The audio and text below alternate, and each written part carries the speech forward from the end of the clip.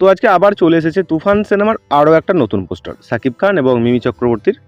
সাকিব খান নিজে তার ফেসবুক পেজে এই পোস্টারটি পোস্ট করেন এবং লেখেন, বড় পর্দায় তুফান আনতে চলেছে এই জুটি। পোস্টার প্রকাশ্যে আসার পর পোস্টারটি সাড়া পাচ্ছে বেশ ভালো। মাত্র 1 ঘন্টায় সাকিব খান ও মিমির ফেসবুক পেজ মিলিয়ে এর রিয়াকশনের সংখ্যা ছাড়িয়ে 50,000। ঘন্টাখানেকের মধ্যেই কমেন্টে ছেয়ে গেছে এই পোস্টারে। কেউ লিখেছেন কংগ্রাচুলেশন, কেউ বা লিখেছেন বেস্ট অফ লাক কিং খান সাকিব খান। অর্থাৎ দর্শকদের মাঝে তুফানের ঝড় এই নতুন পোস্টারেও। 7 তারিখে এই সিনেমাটার টিজারটা রিলিজ হয়েছিল। রীতিমতো ঝড় তুলে দিয়েছিল সাকিব খান ও রায়হান রাফি।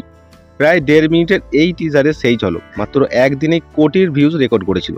তবে টিজারের নায়িকাদের দেখা পাওয়া যায়নি, এই নিয়ে মান অভিমান ছিল মিমি চক্রবর্তীর। যদিও আর এক নায়িকা নাবিলা পেশাদার ভূমিকায় পালন করছে শুরু থেকেই। পোস্টারে দেখা যায় সাদা শার্ট আর কালো ব্লেজারে সাকিব খান।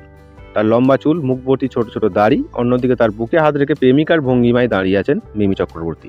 তার পরনে মেরুন ঝলমলে টপ। পোস্টারে ক্যাপশনে মিমি লেখেন, বড় পর্দায় আসছে তুফান, এই নিন অফিসিয়াল তুফানি পোস্টার।